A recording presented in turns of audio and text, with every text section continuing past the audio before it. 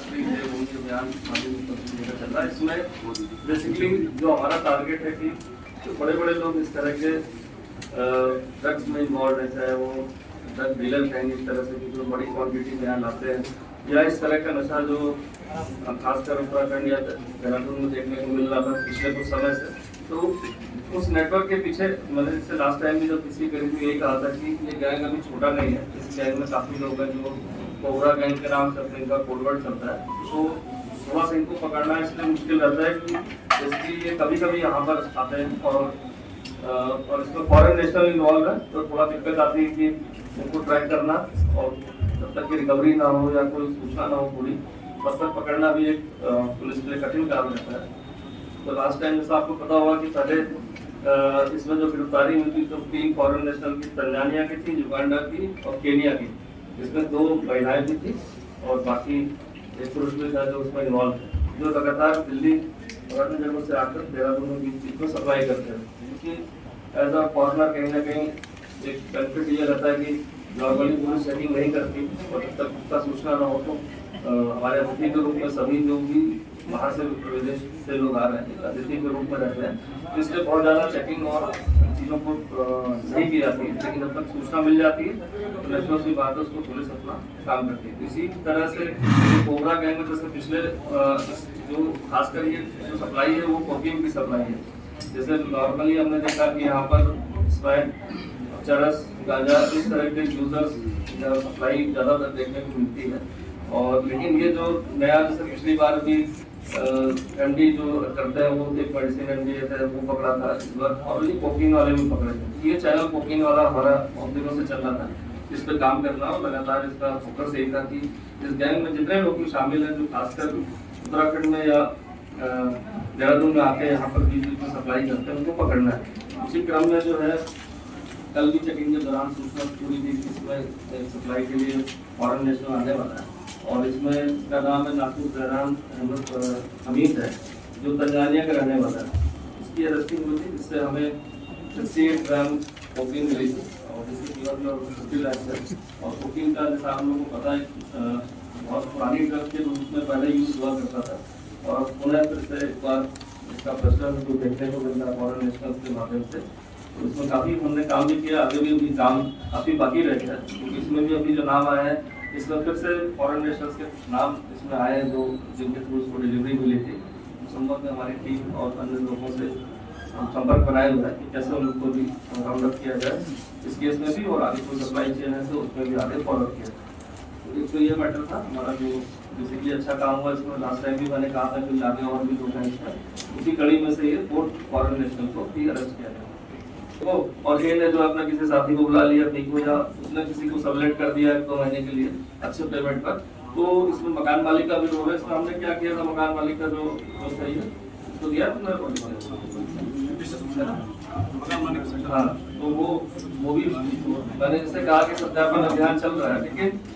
बार बार मैं कहता हूँ कि पुलिस एक्ट और सभी चीज़ों में मकान मालिक का भी जिम्मेदारी है कि वो उसके यहाँ जो भी रेंट पर रह रहे हैं उसके बारे में इन्फॉर्मेशन दें। लेकिन मैं देख रहा हूँ कि बहुत लोग हैं जो रेंट का ही काम कर रहे हैं, 2-3 जगह घर बना दिए, रेंट पर उठा रहे हैं, और उसके बाद जो है उस जिम्मेदारी से हट जा रहे हैं। जैसा कि माननीय मुख्यमंत्री जी का ड्रग्स फ्री देवभूमि 2025 का अभियान है, जिसमें खासकर फोकस अब इस बात का है कि जो बड़े बड़े ड्रग डीलर्स हैं या पेडलर्स हैं उन पर ज़्यादा फोकस किया जाए। क्योंकि अभी तक जो हम देखते थे कि छोटी छोटी क्वांटिटी में भी लोग पकड़े जाते हैं यूज़र, और बाद में जो है वो पेडलिंग का काम करते हैं। और इसमें इसी तरह का एक गैंग जो ट्रेस हुआ था वो कोबरा गैंग के नाम से था, जिसमें अभी तक 7 लोग की गिरफ्तारी हो चुकी है। इसमें 3 जो हमारी फॉरेन नेशनल पहले युगांडा, केनिया और तंजानिया के गिरफ्तार हुए थे, जिनसे भी हमें कोकीन वगैरह मिली थी। क्योंकि लगातार ये इनपुट आ रहे थे, और पिछली पूछताछ में भी आया था कि एक नेटवर्क है जो दिल्ली से ऑपरेट करके देहरादून ही नहीं अन्य जगहों पर भी इनकी सप्लाई रहती है, और वो बीच बीच में आकर यहाँ पर डिलीवरी को देते हैं। तो इस बार जो सूचना मिली थी इसमें तंजानिया के एक व्यक्ति का नाम आया था कि वो डिलीवरी देने आने वाला है यहाँ पर और कहीं भी शहर में। तो इस सूचना पर लगातार हमारी जो ओपी टीम थी काम कर रही थी, और कल चेकिंग के दौरान जो है इसको पकड़ा गया था, और इसे 68 ग्राम जो है कोकीन मिली, जो 100% जो प्योरिटी में पाएगी, जिसका हमने टेस्ट भी अपना जो हमारी और डिटेक्शन किट होती है, उससे भी हमने चेक कर लिया, 100% इसकी प्योरिटी पाई गई। और साथ ही साथ इससे पूछताछ में पता चला इसमें व्यक्ति का नाम भी खुला है जो फॉरेन नेशनल है, जिसके माध्यम से ही यहाँ पर वो डिलीवरी देने आया था। जैसे पूर्व में 3 लोग आए थे यहाँ पर, जिसमें 2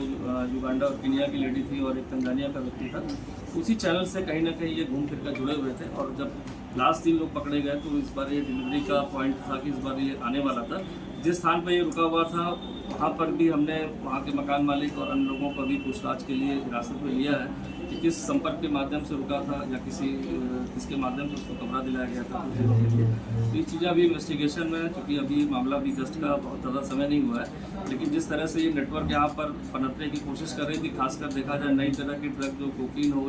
या LSD हो, इस पर पुलिस लगातार नज़र रखे हुए है। और इसमें एक बड़ी रिकवरी इसलिए है कि सेंस में कि नेटवर्क जो यहाँ डेवलप होता, जैसे 3 फॉरेन नेशनल, चौथा पकड़ा गया, और मुझे लगता है कि जो इस गैंग का जो टारगेट था यहाँ पर, उसमें जिस तरह से लोग पकड़े जा रहे हैं, तो कहीं ना कहीं आगे जो हमारी सूचना तंत्र है जिसको हम शेयर सप्लाई, जो फॉरेन नेशनल जो यहाँ पर किसी न किसी tourist visa, study visa, medical visa के नाम पर आके और इस तरह की एक्टिविटी में लगे हैं, तो इन्फॉर्मेशन शेयरिंग सभी डिपार्टमेंट से हमारी हो रही, जो कंसर्न इससे डील करते हैं। तो मुझे लगता है आने वाले समय में और कोई डेवलपमेंट होने पर कोई बड़ी रिकवरी या बड़े लोग पकड़े ली। जिस तरह से लोग रेंट अपना किराए पर कर रहे हैं और उसके बाद देखते नहीं है कि उसमें कौन रह रहा है, उसके वैलिड डॉक्यूमेंट्स हमने जमा कराया कि नहीं कराया। और ये बात भी देखने को मिल रही है सत्यापन अभियान में कि रेंट पर कोई और ले रहा है, लेकिन वो आगे किसी को सबलेट कर देता है 1 महीने 15 दिन जो भी है। तो ये एक्टिविटी के कारण ही ऐसे लोग हैं जो यहाँ पर रुक जाते हैं। तो सत्यापन अभियान हमारा चल रहा है, लेकिन ये तो कंटिन्यूस प्रोसेस है। ये सभी की जिम्मेदारी भी, हमारे जितने भी लोग हैं, लैंडलॉर्ड्स हैं, जो भी अपने किराए पर देते हैं, स्टूडेंट्स को देते हो या फॉरेन नेशनल को, तो मैंडेटरी है कि आपको कहीं ना कहीं उसका डॉक्यूमेंट्स थाने पर पहले जमा कराना पड़ेगा। लेकिन इसमें कहीं ना कहीं लोग ध्यान नहीं दे रहे हैं और इसी एक्टिविटी को जो पनपने का जो एक आधार बन रहा है, इसीलिए मकान मालिक को भी बढ़ाकर इसे पूछताछ की जा रही है। किसके उन्होंने पंजीकृत हुआ था, जिसमें एक एडवोकेट है श्री योगेश कुमार जी, इनके साथ एक लिंक भेजकर और लॉटरी जीतने का लिंक भेजा गया था, और उस पर क्लिक करने के बाद इनको बताया था 50 लाख रुपए का ये लॉटरी जीत गया है, और उसमें विभिन्न कुछ चार्जेस बताए गए थे। और इसके बाद जो वो फेक लिंक को क्लिक किया गया था, तो इनके सारे अकाउंट्स वगैरह को एक तरह से कॉपी कर लिया गया था, जिसके बाद उनके अकाउंट से 20 लाख तत्कालीन निकल गए थे उसमें। इसके बाद जो हमारी टीम ने इस पर वर्क किया था, तो इसमें 2 लोग को इसमें अभी मनी ट्रेल में इसमें अरेस्ट किया, जिनका अमन और ईशान नाम है, जो मुजफ्फरनगर और गाजियाबाद के रहने वाले हैं। और इनके द्वारा बताया गया कि वो एक साइबर फ्रॉड के नेटवर्क में काम करते हैं, और इसके आगे भी जो उनके लोग हैं गैंग के, वो उनको ऐसा लिंक बना कर भेजते हैं, और वो अपने अकाउंट्स जो फेक अकाउंट्स खुलवाते हैं ये। इसके बाद उस अकाउंट्स के माध्यम से वो जो कॉपी हो जाता है फेक अकाउंट से, उसके बाद पैसे निकाल लेते हैं। क्योंकि इसमें अभी जो है वहाँ ऐसी कोई जॉब नहीं है, जॉब है जिस प्रोफाइल की बताई गई उस प्रोफाइल के ना होकर उससे बहुत लोअर प्रोफाइल की है, और वो परेशान होकर इंडिया आने के लिए परेशान रहते हैं और वापस आते हैं। ऐसा वीडियो वायरल हुआ था। जब इस कंसल्टेंसी सर्विस पर जो हमारी टीम ने पूरा सर्च किया, तो पता चला जो मेन अभियुक्त है, उनको कहीं ना कहीं जानकारी थी कि ये वीडियो वायरल हुआ है, तो उनकी शिकायत रखी, तो वो फरार थे। लेकिन वहाँ काम करने वाले लोगों से जब सारे दस्तावेजों को चेक किया गया, तो पता चला कि फेक कागज़ बनाकर, जॉब का फेक कागज़ बनाकर वो दे देते हैं, और बड़े बिग अमाउंट मतलब एक तरह से उनसे ले लेते हैं और उनको विदेश भेज दिया जाता है। एक बार बच्चा जब वहाँ चला जाता है, तो वो नेचुरल सी बात है जब उसको उस तरह की चली कि इसमें नेपाली मूल के करीब 40 लोग को भी अभी देखा गया, उनके कागजात उसमें ओरिजिनल जमा थे, उनकी मार्कशीट वगैरह जमा थी। तो ऐसा लग रहा है कि बाहर के मुल्क के, चाहे नेपाल के लोग हों चाहे उत्तराखंड के लोग हों, इनको जॉब का अच्छा ऑफर देकर अपने ऐड के माध्यम से ये उनसे बड़े अमाउंट लेते हैं, फिर पासपोर्ट बनाने के नाम पर, वीज़ा के नाम पर, वर्क टूरिज्म के नाम पर, और फेक कागज़ देखा गया कि फेक जो है जॉब्स के वो एडिट करके जो है उनको कागज़ दिए गए थे। तो इस संबंध में अभी चूँकि आपके माध्यम से, मीडिया के माध्यम से खबरें प्रसारित और प्रकाशित हुई है, इसको देखते हुए 2 विक्टिम अभी पहुंचे थे यहाँ पर थाना क्लेमन टाउन में, जिनसे भी लाखों रुपए लिए गए थे इस तरह के, और उनको जॉब पर भी नहीं भेजा गया था। तो उनका भी मुकदमा जो है क्लेमन टाउन थाने में कल रात दर्ज कर लिया गया। ये अभी कंसल्टेंसी सर्विस 6 से 8 महीने पहले खुली थी यहाँ पर पटेल नगर में। अब इसके पहले हो सकता है इन्होंने कहीं खोली है, लेकिन 6 to 8 मंथ से ये यहाँ पर काम कर रहे थे।